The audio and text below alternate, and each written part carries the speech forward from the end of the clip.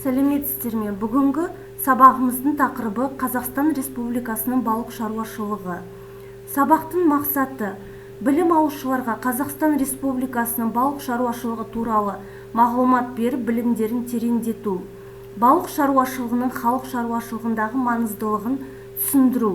Білім алушылардың өз бетінше жұмыс жасау дағдыларын қалыптастыру. Балық шаруашылығы халық шаруашылығының балық аулау, тасымалдау, қорғау және өсірумен, өңдеумен, су өсімдіктерін жинаумен шұғылданатын саласы. Балық шаруашылығы бағалы тағамдар, балық ұны, майы, теңіз өсімдіктерінен йод, манит, агар және тағы басқа емдік заттар, мал азығы мен техникалық өнімдер өндіреді. Қазақстанда 1919 жылы Гурьев, қазіргі Атырау қаласында жайық жем балық аулау және аңшылық басқармасы, Арал қаласында Түркістан өлкелік балық шаруашылығы басқармасы ұйымдастырылды. Кейін бұл сала тұтынушыларға тағамдық белоктың 20% беретін, қуатты аулау кемелерімен жабдықталған, өндірістік процестері механикаландырылған, аса іргелі тамақ индустрияласына айналды. Балық шаруашылығы бағалы тұқымдық балықтарды өсіріп, көбейтетін балық питомниктері, тауарлы көл және тоған шаруашылықтары, арнайы оқу орындары, балық сататын фирмалық дүкендері жұмыс істейді. Қазақстанның мыңдаған ірілі ұсақты көлдері мен өзендері балық шаруашылығы қызмет етеді. Олардың жалпы аумағы 7,5 миллион гектар шамасында есептеледі. Су айдындарының ең ірілері Каспий теңізі, Балқаш, Алакөл, Зайсан көлдері, Қапшағай, Бөген, Бұқтырма бөгендері, Жайық, Ертіс, Есіл өзендері. Дүниежүзі бойынша ауланған бекіре балықтарының 90% Қазақстан балық шаруашылығының үлесіне тиеді.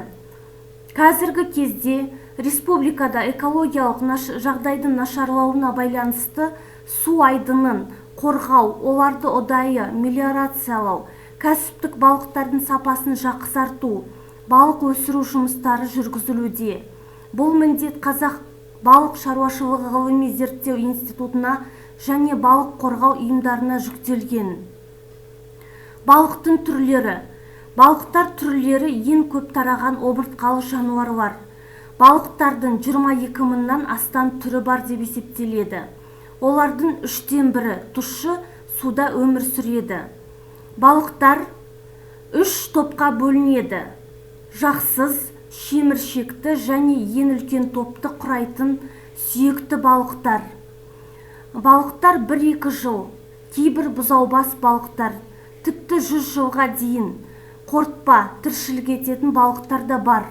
Көптеген балықтардың иіс сезу, сезім, есту, көру өте терең және жерасты суларында тіршілік ететіндерінде болмайды. Мүшелері жақсы дамыған. Балықтардың жүйелік топтары. Балықтардың шеміршекті топтарына акулалар, жұп балықтар, тұтас бастар жатады. Ал балықтардың сүйекті топтарына бекіре тектестер, майшабақ тәріздестер, албырт тектестер, тұқық тектестер, алабұға тектестер жатады. Қазақстан Республикасында балық шаруашылығын жүргізу ережесі. Қазақстан Республикасында балық шаруашылығын жүргізу ережесі жануарлар дүниесін қорғау, өсімі молайту және пайдалану туралы Қазақстан Республикасының 2004 жылғы 9 шілдедегі заңына сәйкес әзірленді және Қазақстан Республикасының балық шаруашылығы су айдындарында және учаскелерінде балық шаруашылығын жүргізу тәртібін айқындайды. Балық аулау мынандай түрлерге бөлінеді. Бірінші, кәсіпшілік балық аулау. Екінші, әуесқойлық, спорттық балық аулау. Үшінші, ғылыми зерттеу үшін аулау. Төртінші, бақылау үшін аулау. Бесінші, мелиорациялық аулау. Алтыншы, өсімін молайту мақсатында аулау. Балық шаруашылығын жүргізуге қойылатын негізгі қағидаттар мен талаптар. Балық шаруашылығын жүргізуге қойылатын негізгі талаптар. Бірінші, балық ресурстары мен басқа да су жануарларын биологиялық негізделген түрде және тұрақты пайдалану. Екінші, суаттардың өнімділігін сақтау, балықтарды және басқа да су жануарларын көбейтудің, өріс аудару жолдары мен олар шоғырланған жерлерінің оңтайлы жағдайларын қамтамасыз ету. Үшінші, балық ресурстарын өсімі молайту. Төртінші, ауланған балық пен басқа да су жануарларының есебін жүргізу және Қазақстан Республикасының заңнамасында белгіленген тәртіппен уәкілетті органға есеп беру. Бесінші, Қазақстан Республикасының балық қорлары мен басқа да су жануарларын қорғау, өсімі молайту және пайдалану саласындағы заңнамасына сәйкес басқа да талаптарды орындау. Балық шаруашылығының қоры. Балық шаруашылығы қорының құрамына Каспий және Арал теңіздерінің қомақты су айдыны, Балқаш көлі, Алакөл көлдерінің жүйесі, Бұқтырма, Қапшағай, Шардара су қоймалары мен басқа да халықаралық, республикалық және жергілікті маңызы бар су тоғандары кіреді.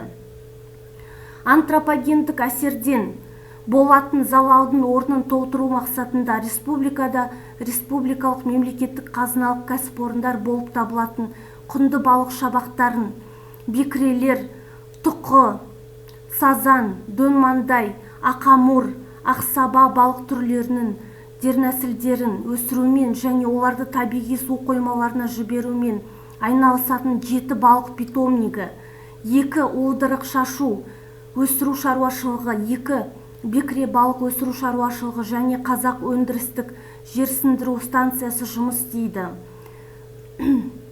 Жыл сайын жіберілетін балық шабақтары мен дернәсілдері 143,6 миллион дананы, соның ішінде Каспий теңізіне жіберілген бекіре шабақтары 6 миллионнан астам дананы құрады. Қазақстанда ауланатын балықтарға бекіре, шортан, сазан, құбылмалы форель немесе бақтақ, қара балық немесе шармай, жайын және тағы басқа балықтар жатады. Саны өте азайып кеткен, айрықша қорғауға алынған балық түрлері мен түр тармақтары халықаралық және ұлттық қызыл кітапқа енгізілген. Мысалы, ақ балық, нельма, арал албырты, арал бекіресі, Каспий албырты, көкбас және тағы басқа. Ғылыми мақсат үшін кейбір балықты лабораторияда өсіреді.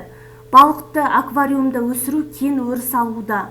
Балық туралы ғылым ихтиология деп аталады. Ал енді студенттер осы тақырып бойынша сұрақтар мен тапсырмалар. Бірінші, бекіту сұрақтары. Балық шаруашылығы халық шаруашылығының қандай саласы? Екінші, балық шаруашылығының маңыздылығы. Үшінші, балықтардың қанша түрлері белгілі? Төртінші, балықтар қанша топқа бөлінеді? Бесінші, балық аулау қандай түрлерге бөлінеді? Екінші, біздің тапсырмамыз берілген кестені толтыр. Бұл кестеде балықтың атауы берілген, сол атауға байланысты латынша атауын және де балықтың сипаттамасын жазу керек. Мысалы, бекіре, шортан, сазан, құбылмалы форель немесе бақтақ, қара балық немесе шармай, жайын деген балықтардың атаулары берілген. Сол атауға байланысты балықтың сипаттамасын жасау керек. Үшінші тапсырма экологиялық диктант. Нүктелердің орнына тиісті сөзді жаз. Мысалы, бірінші сөйлем балықтар түрлері ең көп тараған омыртқалы жануарлар. Балықтардың көп нүкте астам түрі бар деп есептеледі. Осы экологиялық диктант бұл жерде нүктелердің орнына тиісті сөздерді қою керек. Осы біздің сабағымыз бойынша бағалау критерийлері. Біздің тақырып Қазақстан Республикасының балық шаруашылығы. Осы 5, баға 5, баға 4, баға 3, баға 2. Осы берілген критерийлер бойынша тапсырмалар, орындалған тапсырмалар бағаланып отырады. Осымен біздің сабағымыз аяқталды. Назарларыңызға рахмет.